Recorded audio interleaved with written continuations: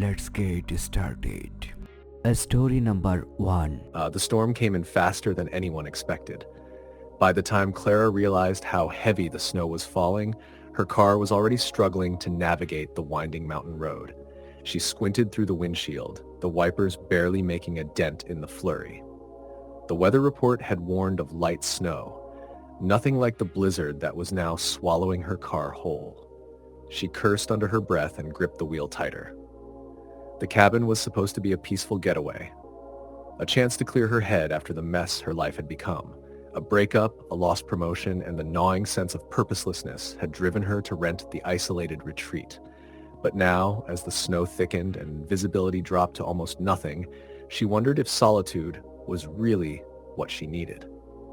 Her headlights caught the outline of a small wooden sign on the side of the road, Pine Hollow Cabins, 1 mile. Relief washed over her. She eased off the gas, her tires crunching through the fresh snow, and turned onto the narrow driveway that led to the property. The cabin was modest but sturdy, a single-story structure with a peaked roof and a front porch blanketed in snow. Clara parked and hurried inside, her boots leaving wet tracks on the wooden floor. The interior was as advertised, cozy with a stone fireplace, a small kitchenette, and a single bed covered in a thick quilt. She found a bundle of firewood by the hearth and quickly set about starting a fire. By the time the flames were crackling, the wind outside had picked up, howling like a living thing. Clara stood by the window, watching the snow pile up. It was strangely beautiful, the way the world seemed to vanish under a blanket of white. For the first time in weeks, she felt a sense of calm. That calm was short-lived. It started with a noise, faint but distinct over the wind. A rhythmic tapping like fingernails against glass. Clara frowned and turned toward the window, but the snow was falling so heavily that she could barely see beyond the pane. She brushed it off as a tree branch or ice shifting on the roof. The tapping came again, louder this time. She froze, her pulse quickening. It wasn't coming from the window. It was coming from the front door. Clara hesitated, her mind racing. The cabin was miles from the nearest town, and she hadn't seen another car or person since leaving the highway. Who would be out in this storm? "Hello?" she called, her voice trembling. She stepped toward the door, her boots creaking against the floorboards. The tapping stopped. She stood there for what felt like an eternity, straining to hear anything over the wind. Finally, she exhaled and turned back toward the fire. It must have been the wind or a loose shutter. Then the doorknob rattled. Clara's blood ran cold. She backed away, her eyes locked on the door. The rattling stopped, replaced by a low, guttural sound that sent a chill down her spine. It was almost like breathing, heavy and uneven, just on the other side of the door. Her first instinct was to grab her phone, but when she pulled it out of her pocket, there was no signal. She cursed under her breath and glanced around the cabin. There was a small hatchet by the firewood, the only thing resembling a weapon. She grabbed it and stood frozen in the center of the room, her ears straining for any sound. The breathing stopped. For a long moment, there was silence, broken only by the crackling of the fire and the wind outside. Clara began to think she'd imagined it, that her mind was playing tricks on her in the isolation. Then the back window shattered. She screamed and spun around, the hatchet clutched tightly in her hands. The snow and wind poured into the cabin through the broken glass, but there was no sign of anyone or anything outside. She backed away slowly, her heart hammering in her chest. Something moved in her peripheral vision. She turned just in time to see a shadow dart past the front window, too fast to make out any details. Panic surged through her as she realized whatever or whoever was out there wasn't going to stop. She grabbed her coat and boots, throwing them on as quickly as she could. Staying inside felt like a death sentence, but so did running out into the storm. The firelight flickered wildly, casting strange shadows on the walls. Clara's breath came in short, panicked gasps as she tried to think. The nearest neighbor was at least 5 miles away, too far to reach on foot in this weather. The door creaked. She spun around, her eyes wide. The door hadn't opened, but it was moving, as though something was pressing against it. A deep, guttural growl came from the other side, and the door shuddered under the force of a heavy blow. Clara bolted for the bedroom, slamming the door shut and locking it behind her. She pressed her back against it. clutching the hatchet with trembling hands. The sound of splintering wood echoed from the main room, followed by heavy, deliberate footsteps. Tears streamed down her face as she struggled to stay silent. Whatever was out there wasn't human. It moved too quickly, too deliberately, and now it was inside.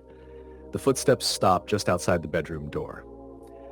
Clara bit her lip to keep from sobbing as the doorknob turned slowly. The lock held, but the door rattled in its frame. The growling came again, low and menacing, like an animal circling its prey. Then, as suddenly as it had begun, the noise stopped. Clara held her breath, her heart pounding so loudly she thought it might give her away. Minutes passed, then an hour, but there was no more movement, no more growling. Finally, she worked up the courage to peek through the crack under the door. The fire had gone out. The cabin was dark, except for the faint light of the moon filtering through the snow-covered windows. The shattered glass glinted in the pale light, and the wind howled through the open door. But there was no sign of the intruder. Clara waited until dawn before she dared to leave the bedroom. The storm had stopped, leaving the world eerily quiet. She stepped cautiously into the main room, her eyes scanning every shadow. The cabin was empty, but the front door hung open, snow piled high on the threshold. As she stepped outside, she saw them, footprints in the snow leading away from the cabin. They were massive, too large to belong to any human, and they ended abruptly at the edge of the tree line, as though whatever had made them had vanished into thin air. Clara didn't wait to find out more. She climbed into her car and drove as fast as the icy roads would allow, not stopping until she was back in town. She never returned to the cabin, and when she tried to contact the rental company, she found the listing had been removed. For weeks, she couldn't shake the feeling that she was being watched. Every shadow, every unexpected noise sent her heart racing. And on the rare nights she managed to fall asleep, she dreamed of the growling, the footsteps, and the enormous footprints that stopped without explanation. She wasn't sure what had been out there that night, but she knew one thing for certain. It hadn't been human. Story number 2. The snow had been relentless for days, burying the small mountain town of Elk Hollow under thick drifts that swallowed cars, roads, and any hope of escape. For James Holloway, a forestry researcher sent to study the winter wildlife in the region, the isolation wasn't entirely unexpected. He had rented a small cabin on the outskirts of town, far from the distractions of the city, and the first few weeks had been peaceful. That was before the storm turned deadly. The radio crackled with static as James tried to tune in to the emergency broadcasts. The townsfolk had been warned about the blizzard, but no one had anticipated the sheer ferocity of it. Roads were closed, power lines snapped under the weight of ice, and even the plows had been abandoned. The last clear message he'd heard warned residents to stay indoors until further notice. James set the radio down with a frustrated sigh and poked at the fire in the hearth. Outside, the wind howled, battering the cabin with icy gusts that made the wooden walls groan. He glanced at the stack of firewood by the door. It was dwindling faster than he'd hoped. The temperature inside the cabin was dropping despite the fire, and James knew he'd have to venture out soon to collect more wood.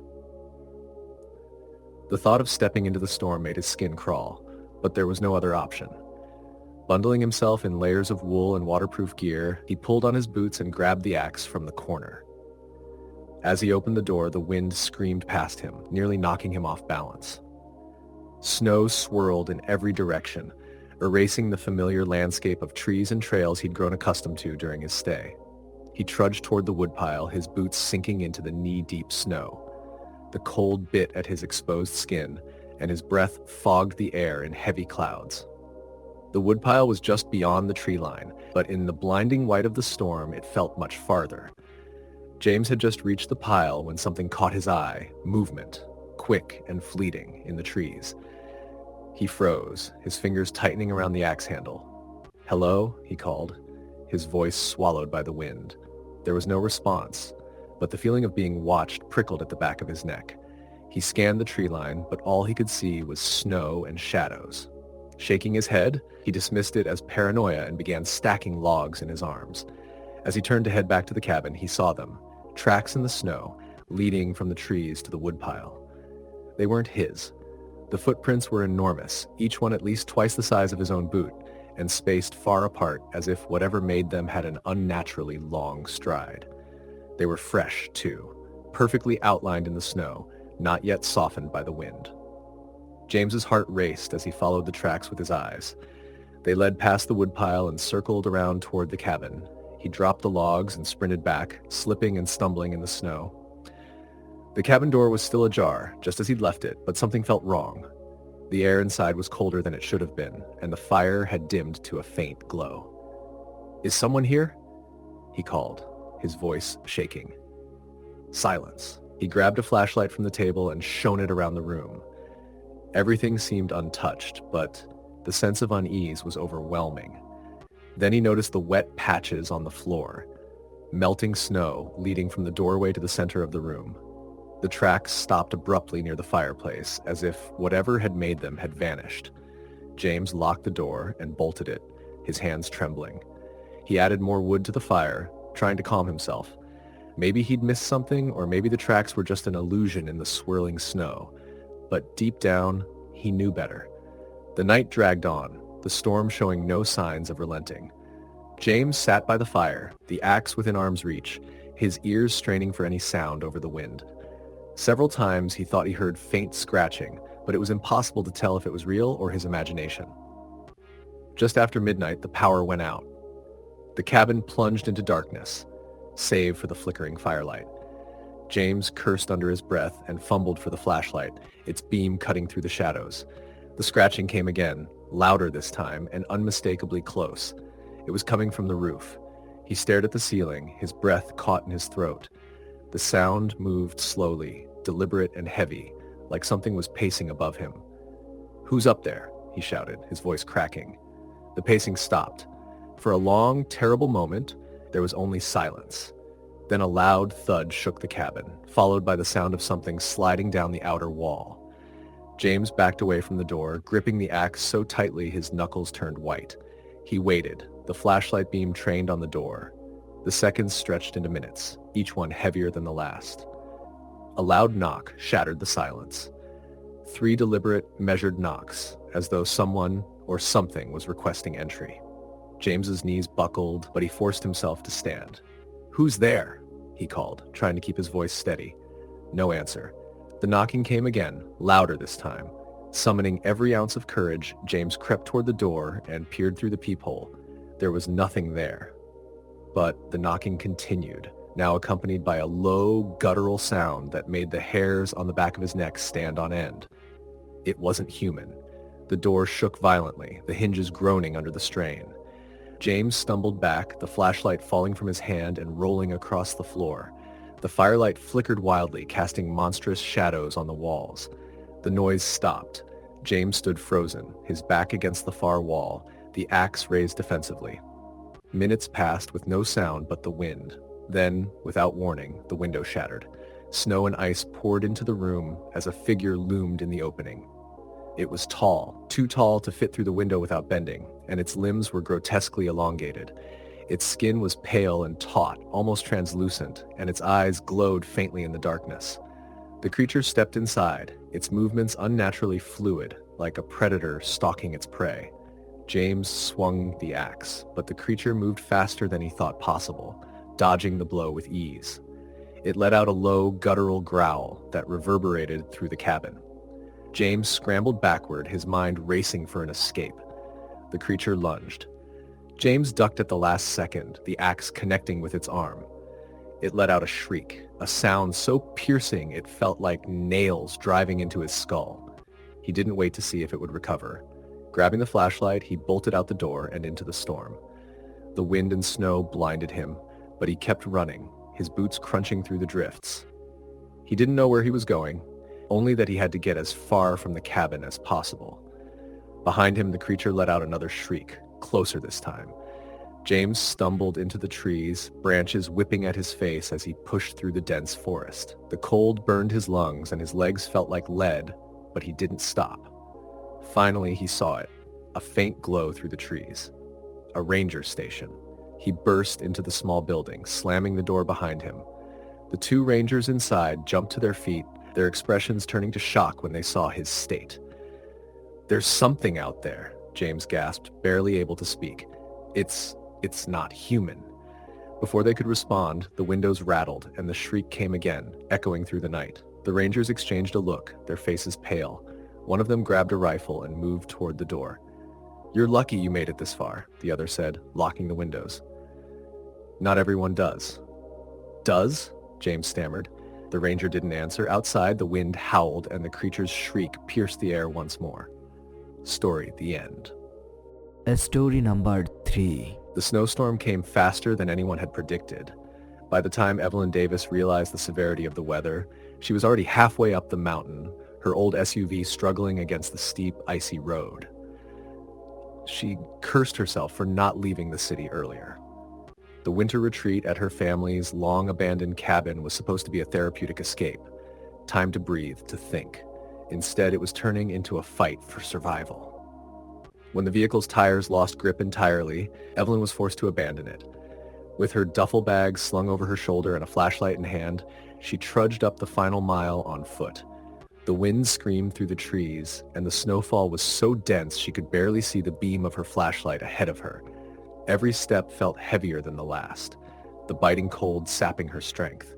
But she pressed on, guided by muscle memory and a faint path she remembered from her childhood. When she finally reached the cabin, she almost cried with relief. The structure was ancient but sturdy, a 2-story relic built by her grandfather in the 1950s. It sat at the edge of a dense forest, surrounded by nothing but wilderness for miles. No cell service, no neighbors. Perfectly isolated, at least that was what she had thought. Inside, the air was frigid and the darkness felt suffocating. Evelyn quickly set to work, lighting a fire in the old stone hearth. The warmth was slow to build, but it offered a reprieve from the storm outside. She unpacked a few supplies, canned food, a bottle of whiskey, and a hunting knife her father had given her years ago. The thought of spending several days in this weathered cabin, alone in the dead of winter, felt less romantic and more foreboding now. The hours dragged on. The storm outside grew fiercer, the wind howling like a living thing. The fire crackled, and Evelyn tried to lose herself in a book, but she couldn't shake the uneasy feeling that had settled over her. Something felt off. She couldn't put her finger on it, but the cabin didn't feel as empty as it should have. She brushed it off as nerves. The storm, the isolation, it was all getting to her. She forced herself to go to bed, piling blankets on top of her to keep out the cold. The wind rattled the windows, but exhaustion eventually pulled her into a restless sleep. Sometime in the middle of the night, a noise woke her. At first, she thought it was the wind, just another gust slamming against the cabin. But then she heard it again, a faint scratching sound coming from somewhere outside. It was slow, deliberate, like nails dragging against wood. Her heart began to race. She lay still, straining to listen. The scratching stopped for a moment, only to start again, this time closer to the front door.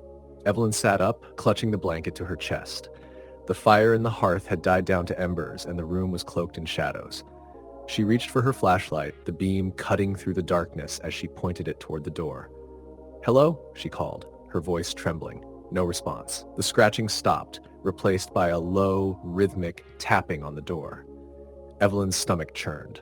No one should be out here. Not in this weather. Not this far from town. She grabbed the hunting knife from the table by her bed and crept toward the door. Her hand hovered over the doorknob, but she couldn't bring herself to open it.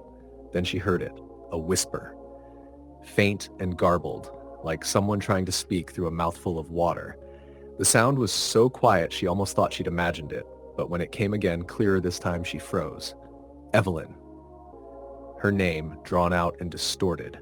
Her blood turned to ice. She stumbled back from the door, her breath coming in panicked gasps. The whispering continued, growing louder and more insistent, though the words were unintelligible. And then, just as suddenly as it had started, the noise stopped. The silence was worse than the sound. Evelyn stood frozen in the middle of the room, clutching the knife, her flashlight shaking in her hand. She waited, every muscle in her body tense, but nothing happened. She was about to convince herself it had been a trick of her mind when something heavy slammed against the wall. The impact shook the cabin, sending dust raining down from the rafters. Evelyn screamed and spun toward the noise. Whatever was out there was no longer trying to be subtle. The walls shook again, and this time she could hear the unmistakable sound of something massive moving outside, crunching through the snow. It wasn't a person. It was too large, too heavy. She backed toward the fireplace, the knife held in front of her. The windows rattled, and for a brief moment she thought she saw something pass by, just a shadow but enormous and fast. The door creaked. Evelyn's eyes darted toward it, her breath catching in her throat. The doorknob twisted slowly as if someone or something was trying to open it. The lock held, but the door began to bow inward under the pressure. "Go away," she screamed, her voice cracking.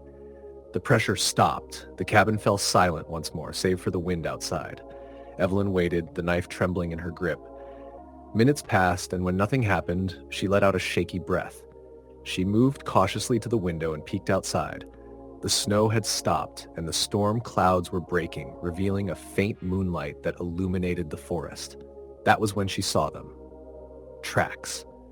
They circled the cabin, massive and deep, each footprint larger than her head. The sight made her stomach churn. Whatever had been outside wasn't human. The tracks led from the forest to the cabin and then stopped abruptly at the edge of the tree line, as if the thing had simply vanished. Evelyn didn't wait to see if it would come back. She threw on her boots and coat, grabbed her bag, and fled into the cold dawn. The nearest town was miles away, but she didn't care. She couldn't stay. She knew she wouldn't survive another night in the cabin. As she stumbled through the snow, she couldn't shake the feeling that she was being followed. Every now and then, she glanced over her shoulder, but the forest was still. Silent. It wasn't until she reached the edge of town, exhausted and frostbitten, that she allowed herself to look back one last time. Far in the distance, on the ridge overlooking the valley, something stood watching her. It was too far away to make out details, but its sheer size was unmistakable. Evelyn turned and ran, vowing never to return to the mountains again. Story the end. Story number 4. The snowstorm had arrived without warning. One minute, the skies were gray and calm. The next, a white curtain of snow was descending, cutting visibility to near zero. Mark and Lisa Phillips, a married couple in their early 30s, were halfway to their remote winter cabin when the storm hit. They had been planning this trip for weeks, a quiet getaway in the mountains to recharge after a grueling year. Mark gripped the steering wheel tightly, his knuckles white as their SUV crawled up the winding road. The snow was relentless, piling up faster than the tires could cut through. Beside him, Lisa stared out the window, her unease growing with each passing minute. "Maybe we should turn back," she said, her voice tense. "We're closer to the cabin than we are to town," Mark replied, though he didn't sound confident. "Let's just get there and ride this out." Lisa nodded, but she couldn't shake the feeling that they were making a mistake. When they finally reached the cabin, the wind was howling like a wild animal, and the snowdrifts were already up to their knees. Mark parked the SUV as close to the front porch as he could and started unloading their supplies. The cabin was small but cozy, with a stone fireplace and large windows that overlooked the dense pine forest. It had been in Mark's family for generations, though it hadn't been used in years. As they stepped inside, the air was cold and stale, but at least it offered shelter from the storm. Mark lit a fire in the hearth while Lisa unpacked their food and blankets. By the time they were settled in, the storm outside had intensified. The wind lashed against the windows and the snow showed no signs of letting up. They tried to make the best of it. Mark poured them each a mug of hot cocoa, and they sat by the fire, talking and laughing as they reminisced about past vacations. For a while, the cabin felt warm and safe, a cocoon against the chaos outside. But as night fell, the mood shifted. It started with a noise, faint but distinct, a rhythmic crunching sound like footsteps in the snow. Lisa froze, her mug halfway to her lips. "Did you hear that?" Mark paused, listening. The sound came again, closer this time. Crunch, crunch, crunch. "Probably an animal," Mark said, though he didn't sound convinced. Lisa moved to the window and peered outside. The storm made it impossible to see more than a few feet, but she couldn't shake the feeling that something was out there. "Maybe we should check the locks," she said. Mark nodded and went to secure the front and back doors, as well as the windows. When he returned to the living room, Lisa was still staring out into the storm. "It's nothing," he said, trying to reassure her. "Let's get some sleep. The storm should pass by morning." But Lisa couldn't sleep. The wind rattled the windows, and the sound of the storm seemed to magnify every creak and groan of the old cabin. At some point in the night, she heard it again, the crunching of footsteps, slow and deliberate, circling the cabin. "Mark," she whispered, shaking him awake. "What is it?" he mumbled, groggy. "Listen." He sat up, straining to hear. The sound was faint now, but unmistakable. Someone or something was walking outside. Mark grabbed the flashlight from the bedside table and got up. "Stay here," he said. "Are you crazy? Don't go out there!" Lisa hissed. "I'm not going out. I'm just going to check." He moved to the window, shining the flashlight into the snow. For a moment, all he could see was the swirling white of the storm. Then his heart stopped. There, just beyond the edge of the porch, were footprints. They were enormous, far too large to belong to a human, and spaced apart in a way that suggested whatever made them was towering in size. Mark stepped back, his face pale. "We need to stay inside," he said, his voice barely above a whisper. The rest of the night was a blur of fear. The footsteps would come and go, sometimes close, sometimes farther away. Once, they heard a heavy thud against the side of the cabin, as if something was testing the walls. By dawn, the storm had eased, but the terror hadn't. "We need to leave," Lisa said, already packing their bags. Mark didn't argue. They gathered their things and made their way to the SUV. The snow was so deep that it took them nearly an hour to dig the vehicle out and clear a path to the road. As they worked, Lisa glanced toward the forest and froze. "Mark," she whispered. He followed her gaze and felt his stomach drop. In the clearing just beyond the cabin, the snow was disturbed, the ground trampled in a wide circle. At the center of the disturbance lay the carcass of a deer, its body torn open, blood staining the snow. Mark swallowed hard. "Get in the car, now." They drove down the mountain in silence, the cabin growing smaller in the rearview mirror. Neither of them spoke about what they had seen, or what might have been stalking them that night. When they finally reached the safety of the town, they checked into a motel and tried to put the experience behind them. But sometimes, late at night, Lisa would wake up to the sound of footsteps outside their window, and every time she wondered if whatever had found them in the mountains had followed them home. Story the end. Story number 5. The snow came early that winter, blanketing the small mountain town of Pine Hollow in an oppressive quiet. Emma and her boyfriend Jake had been looking forward to their trip to a secluded cabin for months. Tucked deep in the woods, the cabin had been advertised as a serene escape from the chaos of the world. It was exactly what Emma thought they needed. Their relationship had been strained lately, and this trip was supposed to be a chance to reconnect. They arrived just as the sun dipped below the horizon, painting the snow in hues of orange and pink. The cabin was rustic but charming, with its log walls and steep snow-covered roof. There was no cell service, no Wi-Fi, just the two of them and the wilderness.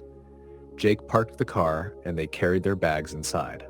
The cabin was colder than they had anticipated, and the faint scent of mildew lingered in the air. Jake got to work lighting the fireplace while Emma unpacked the groceries they'd brought. By the time the fire roared to life, the cabin felt a bit more welcoming. They cooked dinner together, laughing as they stumbled around the tiny kitchen. For the first time in weeks, Emma felt like things might be okay. That night, they curled up by the fire with a bottle of wine, watching the snow fall outside the window. The storm had intensified, and the wind howled through the trees like a mournful ghost. "I can't believe how quiet it is out here," Emma said, her voice barely above a whisper. Jake nodded, his eyes on the flickering flames. "It's almost eerie, isn't it? No traffic, no neighbors, just us." Emma shivered and pulled the blanket tighter around her shoulders. They went to bed early, lulled by the warmth of the fire and the rhythmic sound of the wind. Sometime in the middle of the night, Emma woke up. At first, she wasn't sure what had disturbed her, but then she heard it, a faint, scratching sound coming from outside the cabin. She sat up, her heart pounding. The noise was soft but deliberate, like nails dragging across wood. She nudged Jake. "Jake, wake up," she whispered. He groaned, rubbing his eyes. "What is it? Listen." They both fell silent, straining to hear. The scratching continued, moving slowly along the outside wall of the cabin, probably just a branch or something. Jake muttered, already lying back down. Emma wasn't convinced. She got out of bed and moved to the window, peering out into the darkness. The snowstorm had eased, but the moonlight was faint, barely illuminating the trees. She saw nothing. The scratching stopped. Emma exhaled, her breath fogging up the glass. Maybe Jake was right. It was probably just a branch or some animal passing by. But as she turned back toward the bed, she caught something in her peripheral vision. She froze, her heart skipping a beat. There at the edge of the forest was a figure. It stood motionless, its form barely distinguishable against the shadows of the trees. Emma squinted, trying to make sense of what she was seeing. The figure was tall, unnaturally tall, and its limbs seemed too long, too thin. "Jake," she hissed, her voice trembling. He sat up, alarmed by the fear in her tone. "What's wrong?" "There's someone out there." Jake joined her at the window, his expression turning serious. He scanned the tree line but saw nothing. "There's no one there, Emma. You're just imagining things." "I saw something," she insisted, her voice rising. "Let's go back to bed. It's late and you're tired. It's probably just the shadows playing tricks on you." Reluctantly, Emma let him lead her back to bed, but sleep didn't come easily. Every time she closed her eyes, she saw that figure standing perfectly still, watching. The next morning, the world outside was blindingly white. The storm had left behind several feet of snow, burying the path they had taken to the cabin. Jake went out to shovel while Emma made breakfast. When he returned, his face was pale. "What's wrong?" she asked, setting down the spatula. "You need to see this." He led her outside, where he pointed to the snow just beyond the porch. Tracks. They were enormous, far larger than any human footprint, and they trailed from the edge of the forest to the cabin. "They stop here," Jake said, his voice shaking. Emma followed the tracks with her eyes. He was right. The prints ended abruptly at the cabin's porch, as if whatever had made them had simply vanished. The unease from the night before came flooding back. "We need to leave," Emma said, her voice firm. "We can't," Jake replied, gesturing to the snow. "The car's buried and the nearest town is miles away. We'd never make it on foot." The rest of the day was tense. They stayed inside, locking the doors and windows. Every creak of the cabin, every gust of wind made Emma jump. As night fell, the fear grew palpable. They tried to distract themselves with games and conversation, but neither could shake the feeling that they were being watched. Around midnight, the scratching returned. This time it was louder, more insistent. It moved from one wall to the next, circling the cabin. "Stay here," Jake said, grabbing the fire poker. "No, Jake. Don't go out there," Emma pleaded. "I'm not going outside," he assured her. "I just want to see what's out there." He moved cautiously to the window, peering out. The scratching stopped, replaced by a deep, guttural growl that made the hairs on Emma's neck stand on end. Jake stumbled back from the window, his face ashen. "What is it?" Emma demanded. "I don't know," he whispered. "But it's not human." The growling grew louder, and then something slammed against the door, shaking the entire cabin. Emma screamed, clutching Jake's arm. "What do we do?" He didn't answer. His eyes were fixed on the door, his grip on the fire poker tightening. The pounding continued, relentless and deafening. The door began to splinter under the force, and Emma realized with chilling clarity that it wouldn't hold. "Upstairs!" Jake shouted, pulling her toward the loft. They scrambled up the narrow staircase, barricading themselves in the small bedroom. The pounding stopped, and for a moment there was silence. Then they heard it, the sound of something heavy moving through the cabin below. Emma clung to Jake, tears streaming down her face. Whatever was downstairs was enormous, its footsteps shaking the floorboards. It stopped directly below them. The air was thick with fear. They didn't dare move, didn't dare breathe. And then, slowly, the footsteps began to retreat. Hours passed before they dared to move. When the first light of dawn crept through the window, they cautiously made their way downstairs. The cabin was in shambles. The door hung off its hinges, and deep gouges marred the walls and furniture. But whatever had been there was gone. Without a word, they packed their things and left, abandoning the car and hiking through the snow until they reached the nearest town. They never spoke of what happened in the cabin, but Emma couldn't shake the feeling that they had been lucky. Not everyone who encountered the thing in the woods lived to tell the tale. Story. Story number 6. The wind howled through the desolate mountain pass, carrying with it a biting chill that cut through layers of clothing like knives. Ellen adjusted her scarf, pulling it tighter around her face as she trudged through the deep snow. Her husband, Rob, walked a few paces ahead, his breath visible in the icy air as he glanced over his shoulder to check on her. "Are you sure it's this way?" Ellen called, her voice muffled by the scarf. Rob hesitated, looking at the GPS app on his phone. The screen was glitching, flickering with static, likely due to the poor signal. "I'm sure," he said, though his tone lacked conviction. "The map shows the cabin about a mile ahead." Ellen glanced at the sky. The sun was already dipping below the horizon, casting long, eerie shadows across the snow-covered trees. They had left their car nearly 2 hours ago, the narrow mountain road blocked by a sudden avalanche. With no way to turn back and no shelter nearby, they had decided to hike the rest of the way to the rental cabin they had booked for the weekend. The trip was supposed to be a romantic getaway, a chance to escape the stress of their city lives. But now, with the freezing wind biting at her cheeks and her legs aching from the effort of walking through knee-deep snow, Ellen was beginning to regret the idea. "Rob, maybe we should just turn back to the car and wait until morning," she said, her voice trembling. "We can't," Rob replied. "The temperature's dropping fast and the car isn't equipped for this kind of cold. We'll freeze out there. The cabin's close. I know it is." Ellen bit her lip, her unease growing with each step. The forest around them felt oppressive, the towering pines closing in like dark sentinels. The only sounds were the crunch of their boots in the snow and the mournful wail of the wind. After another 20 minutes of walking, they finally spotted it, a small, weathered cabin nestled among the trees.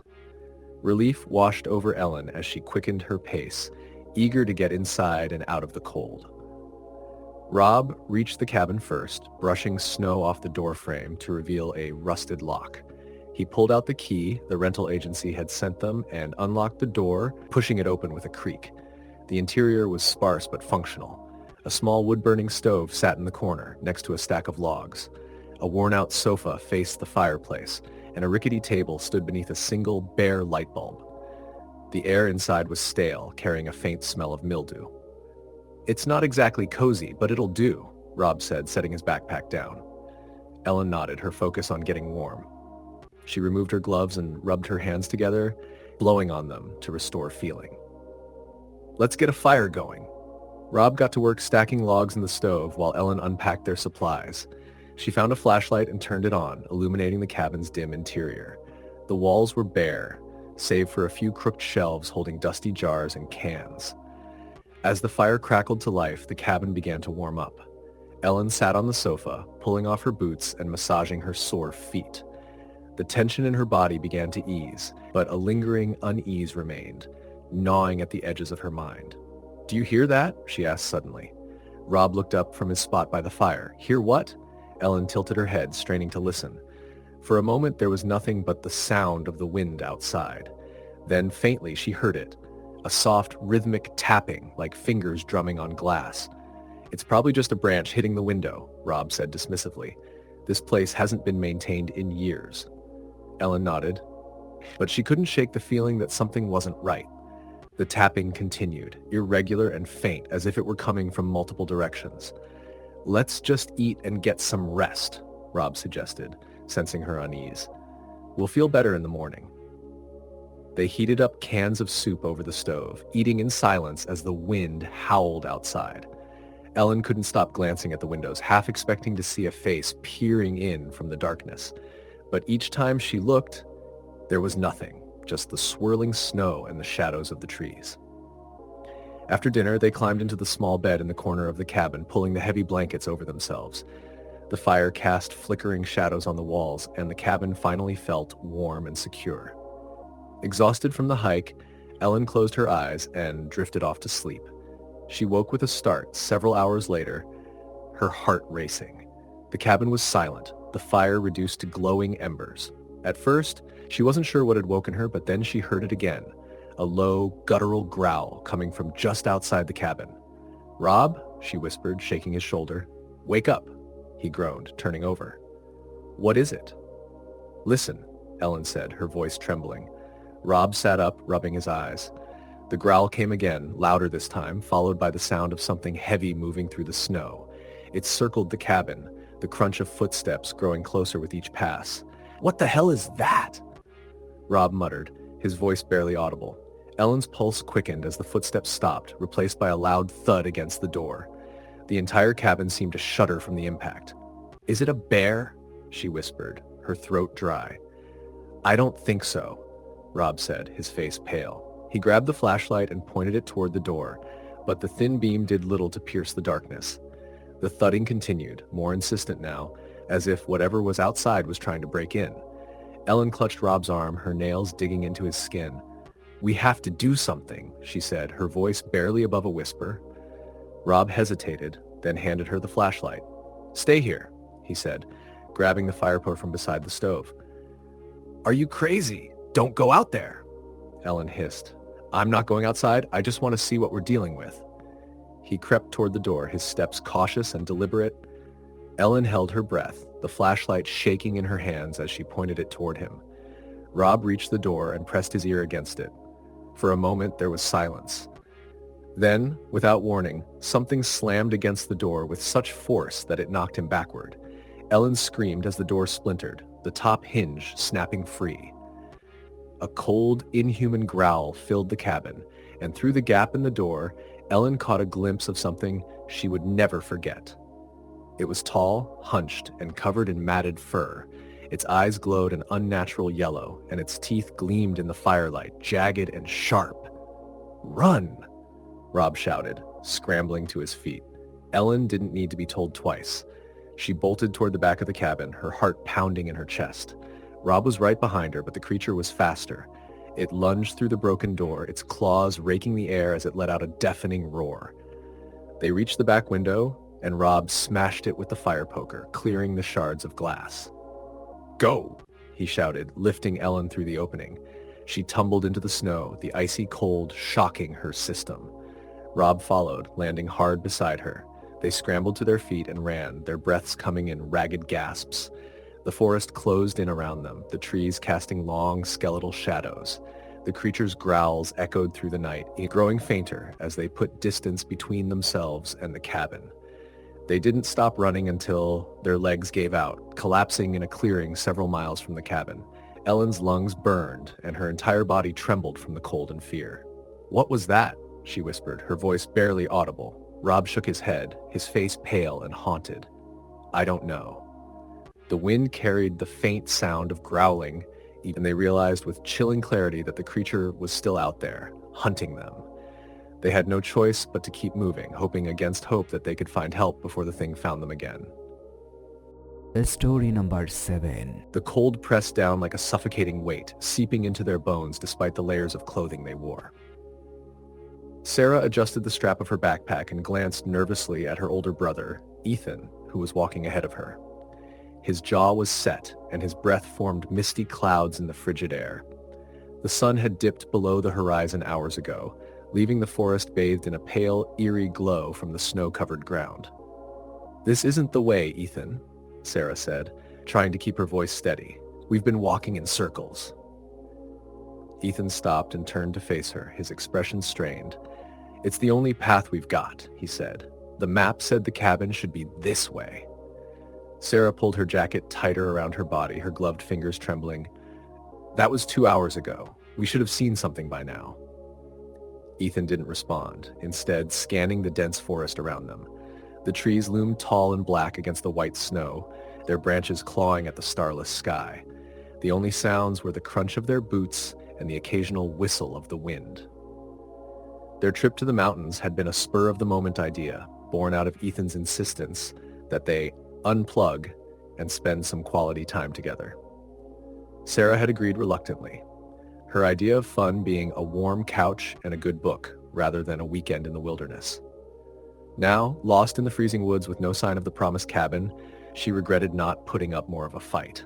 "We'll keep going for another 30 minutes, Ethan said finally.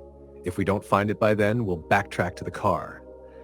Sarah nodded, though her gut told her that finding their way back wouldn't be any easier.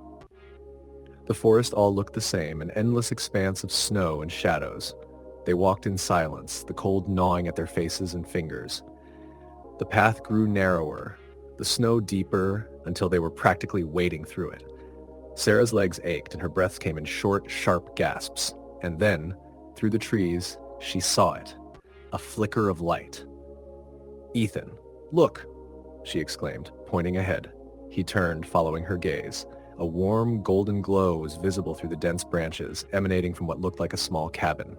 Relief flooded Sarah's chest as they hurried toward it, the promise of warmth and shelter giving her a renewed burst of energy.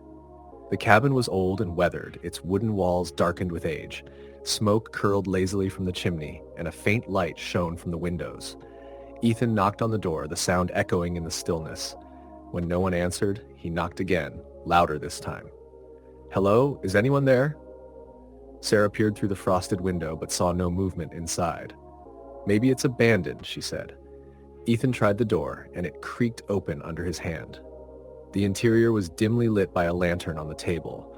The room was small, with a single bed pushed against the far wall and a cast-iron stove in the corner. Despite the glow, there was no fire burning, and the air was cold. "Hello?" Ethan called again, stepping inside. When no response came, he shrugged. "Looks empty. We'll just stay the night and leave first thing in the morning." Sarah hesitated, unease prickling at the back of her neck.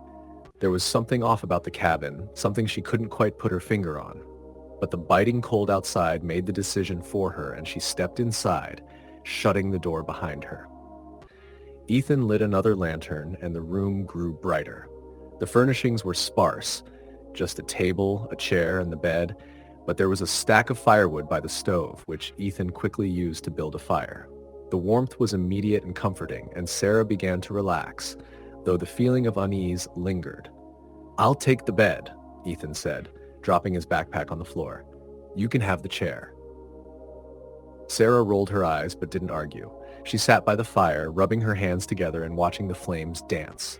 The crackling of the wood was soothing, a welcome reprieve from the oppressive silence of the forest. But as the night wore on, the unease grew. The shadows cast by the fire seemed to twist and shift, forming shapes that dissolved the moment Sarah tried to focus on them. And then there were the noises. Faint, almost imperceptible, but there. A soft creak, like footsteps on wood. A faint tapping, as though someone or something was at the window. "Did you hear that?" Sarah whispered, her voice barely audible over the crackling fire. Ethan, who had been lying on the bed with his eyes closed, sat up. "Hear what?" "Something's outside," Sarah said, her heart pounding. Ethan frowned, listening intently. For a moment there was only silence. Then, a low, guttural growl came from somewhere outside the cabin. It was faint, but it sent a shiver down Sarah's spine. "What the hell was that?" Ethan muttered, getting to his feet. "Don't open the door," Sarah said quickly, panic rising in her chest.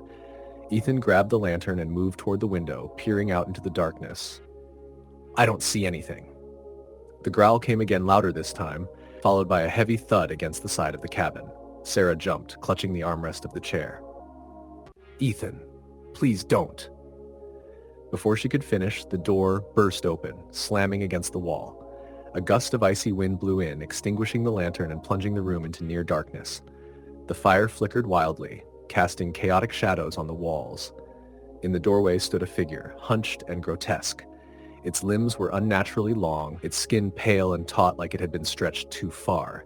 Its eyes glowed an unnatural yellow, and its mouth twisted into a jagged grin. Ethan grabbed the fire poker, holding it like a weapon. "Stay back!" he shouted, though his voice wavered with fear. The creature stepped into the cabin, its movements jerky and unnatural. Its growl deepened, a sound that seemed to vibrate through the very walls. Sarah froze, her mind screaming at her to run, but her legs refused to move. Ethan swung the poker, but the creature moved with inhuman speed, dodging the blow and slamming him against the wall. Sarah screamed as Ethan crumpled to the floor, unconscious. The creature turned its gaze to her, its yellow eyes burning like twin flames. It moved closer, its head tilting as if studying her. The air grew thick, heavy, and Sarah felt like she was suffocating under its presence. Summoning every ounce of courage she had, she grabbed a burning log from the fire and thrust it toward the creature. The flames licked at its skin, and it let out a high-pitched screech, recoiling in pain. Seizing the moment, Sarah darted past it, grabbing Ethan by the arm and dragging him toward the door. He groaned, regaining consciousness as she pulled him into the snow. "Run!" she screamed, her voice hoarse with terror. Ethan stumbled to his feet, and they took off into the forest, the creature's screeches echoing behind them. The snow slowed their movements, but fear propelled them forward. They didn't stop running until the first light of dawn broke through the trees. Exhausted and freezing, they collapsed against a fallen log, gasping for breath. "What the hell was that?" Ethan whispered, his voice shaking. "I don't know," Sarah said, tears streaming down her face. "But we're not safe here."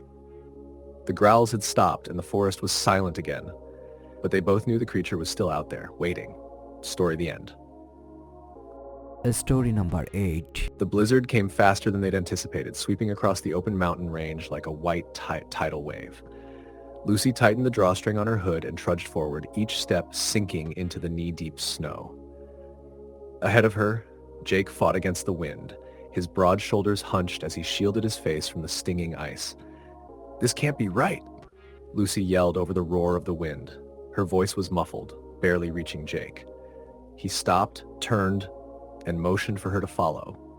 "It's got to be close," he shouted back, but she could see the doubt in his eyes. They'd left the hiking trail hours ago, trusting the vague directions of a faded map, and now they were paying the price. The cabin, a supposed refuge in case of bad weather, was nowhere in sight. The snow came down in heavy sheets, obscuring their surroundings until the world was little more than white and gray shadows. Lucy's fingers and toes had gone numb an hour ago, and her cheeks stung from the bitter cold. "We need to stop and figure this out," she called. Jake shook his head, pointing toward a cluster of dark shapes in the distance. "There! Trees! Maybe shelter!" The promise of even a brief reprieve from the relentless wind was enough to propel them forward. They reached the trees, a dense thicket of pines, and huddled together in the relative calm of the forest. The wind still screamed through the branches, but at least the snow wasn't driving directly into their faces anymore. "We can't keep going like this," Lucy said, her teeth chattering. "We need to find something soon, or we'll freeze." Jake pulled out the crumpled map from his coat pocket, his fingers shaking as he unfolded it. "The cabin's supposed to be around here," he muttered. "We just have to." A faint light flickered in the distance, cutting through the haze of snow. "Do you see that?" Lucy asked, grabbing Jake's arm. He nodded, his eyes narrowing. "Yeah, could be the cabin. Or someone else. Either way, it's shelter," Lucy said. They exchanged a brief, wordless look, then began moving toward the light. The snow underfoot gave way to uneven, rocky terrain as they approached, the forest thinning out again. The light grew stronger, revealing a small cabin nestled at the base of a steep slope. The cabin looked old, the wood weathered and darkened with age. Smoke curled lazily from the chimney, and a warm glow shone from the single window.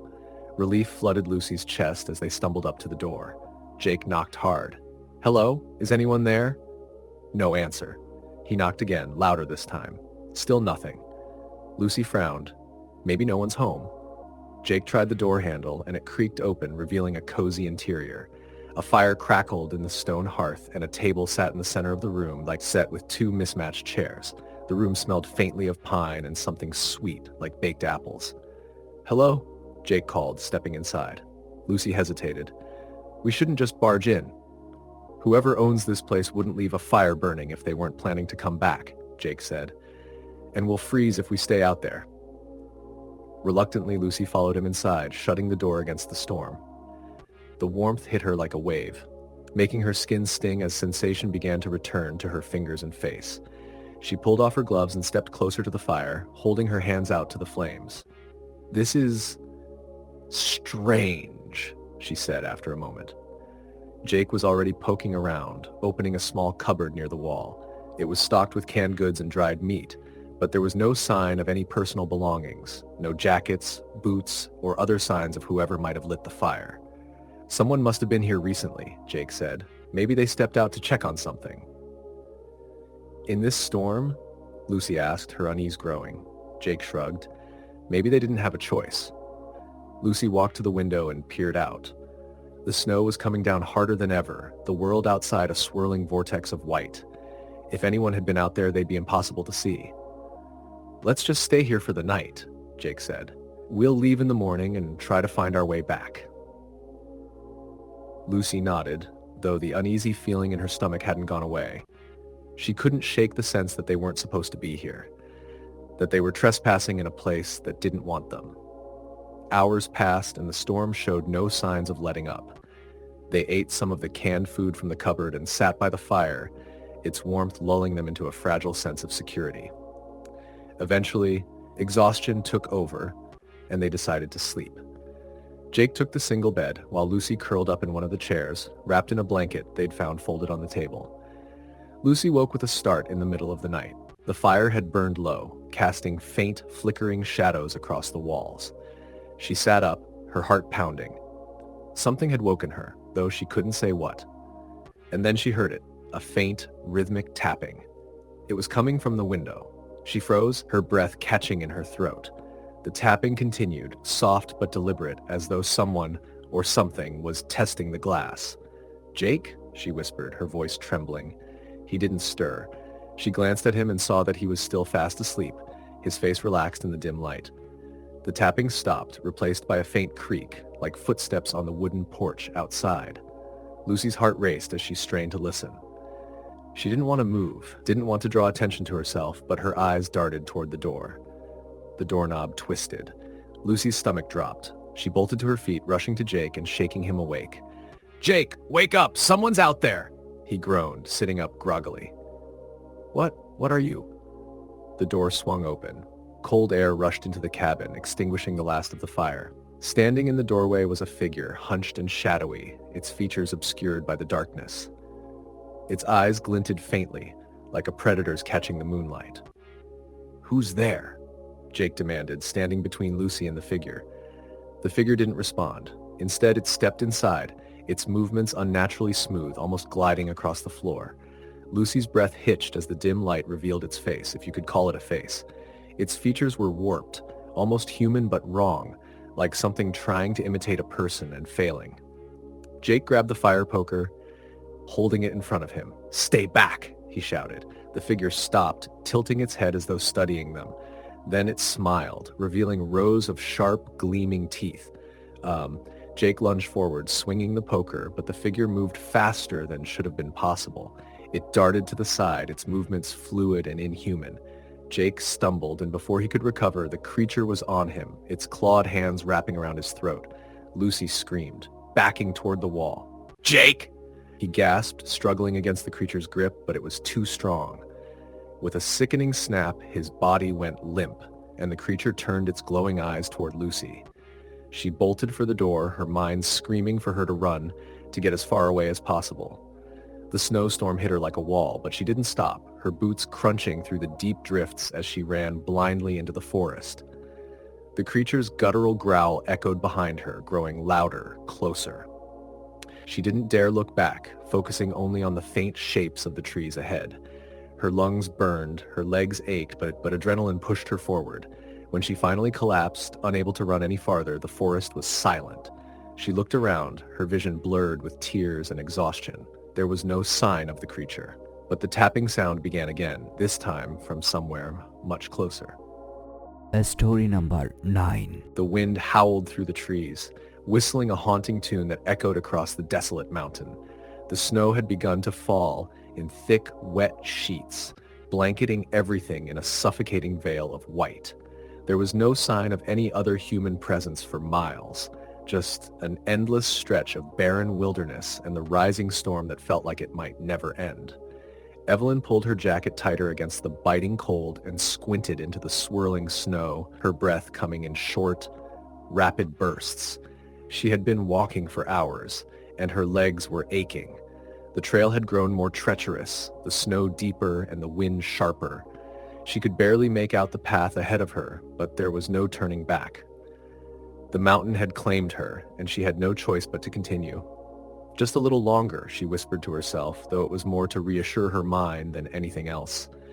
She had been on this hike for days, trying to reach the remote cabin her uncle had left her in his will, a place he had always spoken of fondly as a retreat from the world. But she hadn't expected the snowstorm to hit so quickly, or so violently. At the start of the hike, the weather had been calm, the skies clear. She had been in high spirits, eager to escape the noise of city life and spend some time alone.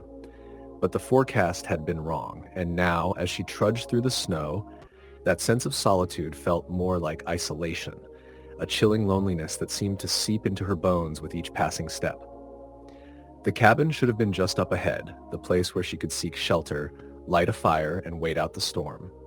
But as the hours dragged on and the storm intensified, she began to wonder if she had missed the turn, or if the snow had obscured the trail altogether.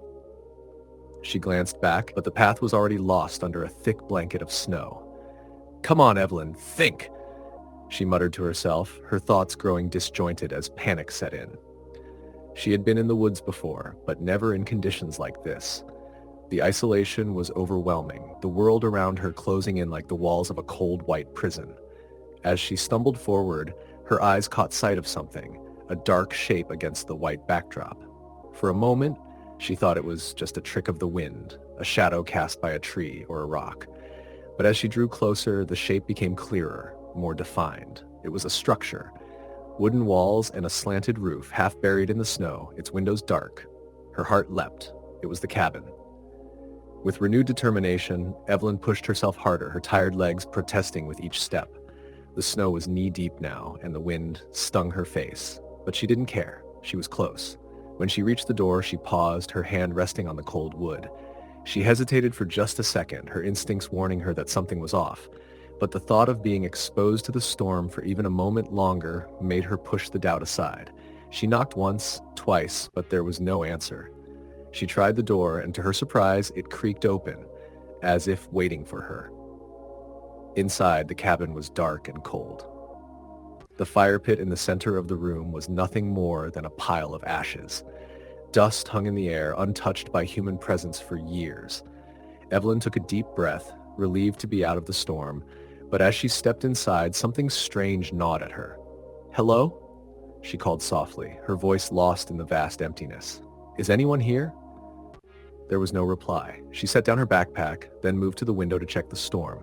The visibility was poor, the snow falling so heavily that she could barely make out the edge of the clearing, let alone the trail she had come from. The cabin had no power, but the fireplace was still intact, and there was wood stacked nearby. She immediately began collecting some, thankful for the warmth it would bring. As the fire caught and the flames flickered to life, she settled near it, exhaustion taking over. The storm raged outside, but inside it felt a little safer, a little more bearable. Evelyn sat by the fire, rubbing her numb fingers, trying to warm up. She hadn't realized how tired she was until she was out of the storm, and now, with the heat of the fire easing the tension in her muscles, she felt her eyelids growing heavy. She hadn't meant to fall asleep, but before she knew it, she was dozing off in front of the flames. The sound of a door creaking open woke her with a start. Her heart pounded in her chest as she shot up from the floor, eyes darting toward the door. It was closed. She hadn't heard it open, but she was certain someone had just stepped inside. The hairs on the back of her neck stood up, and a sense of dread gripped her heart. "Hello?" she called again, her voice shaky. There was no response, just the oppressive silence that filled the cabin. She reached for the fireplace poker, her hand trembling as she held it in front of her like a weapon. The noise continued. Faint footsteps in the snow, a soft scrape against the wood.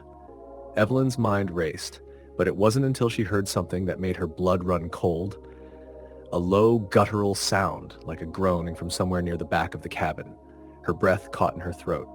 The storm outside roared louder, drowning out everything except for that sound. It was closer now, closer than it had been before, and it made her skin crawl. Without thinking, she bolted for the door, but before she could reach it, she felt a sudden coldness wash over her. She turned, and standing just inside the shadows of the far corner was a figure. A man, pale, gaunt, and with hollow, sunken eyes. He stared at her with a kind of hunger that made Evelyn's stomach twist in fear. His mouth was open, liquid trailing from the corners of his lips, but there was no warmth, no kindness in his expression.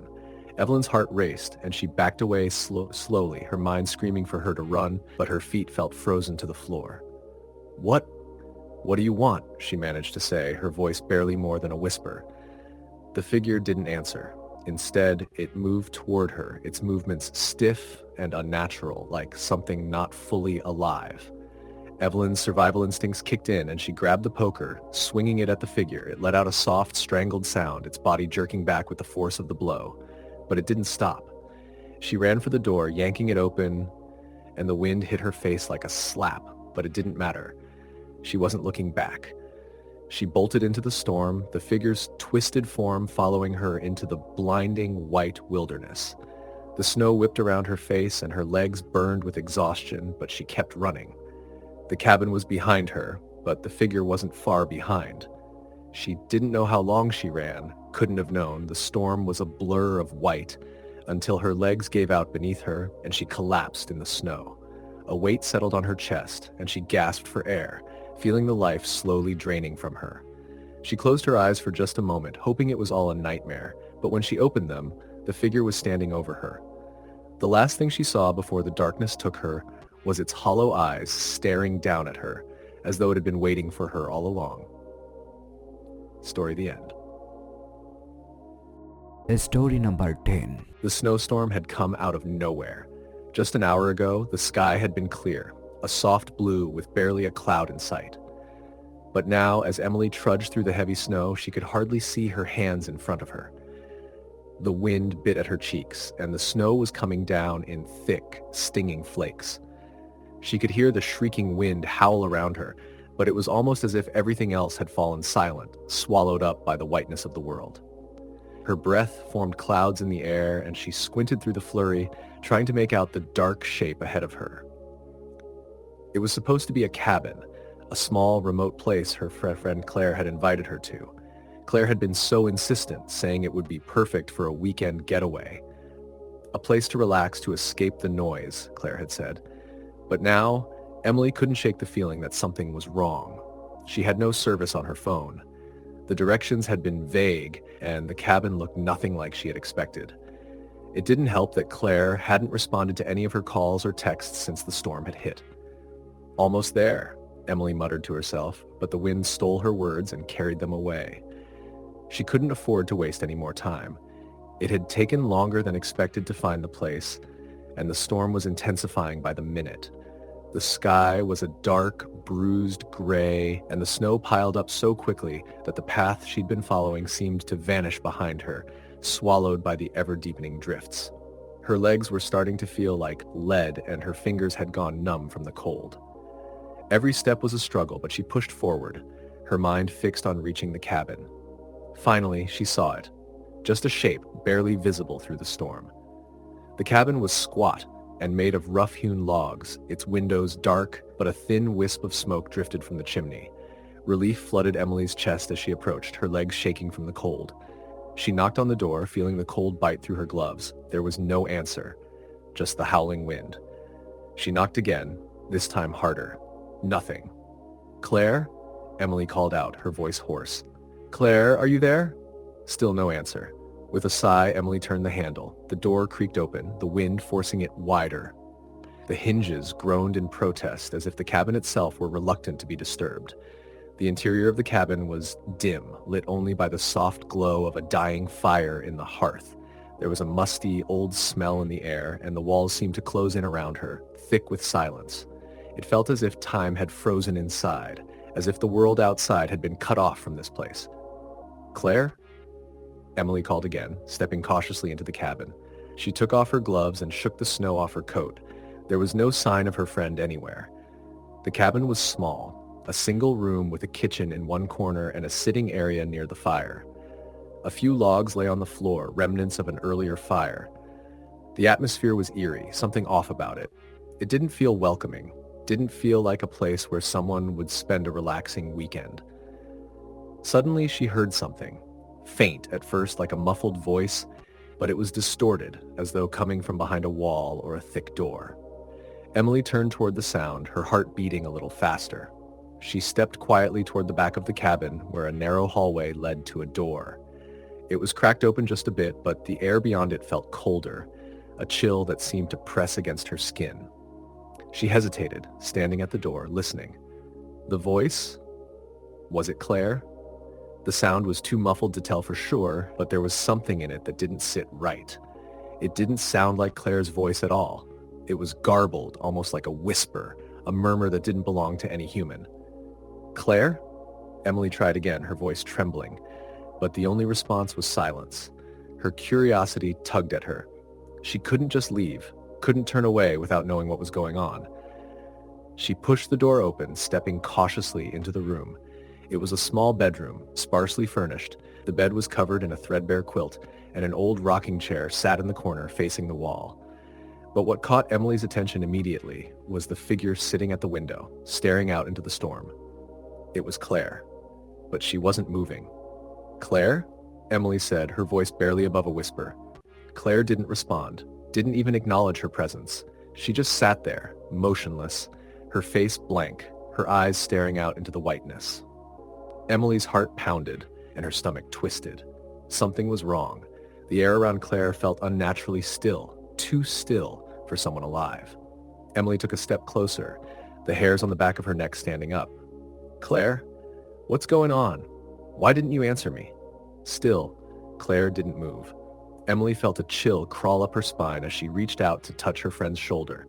The moment her fingers brushed against Claire's cold skin, the figure jerked as if waking from a long sleep. Claire's eyes snapped toward her, wide and empty. There was no recognition in them, no warmth, only an unblinking, vacant stare. "Emily?"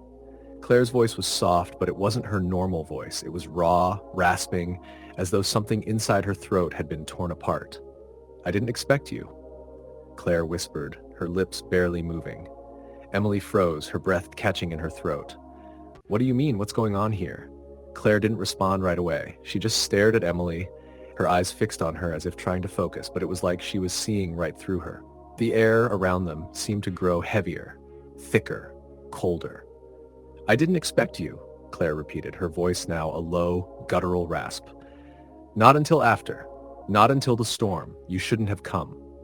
The room seemed to darken, the shadows stretching and crawling across the walls. Emily's pulse quickened as a cold realization struck her. Something wasn't right with Claire.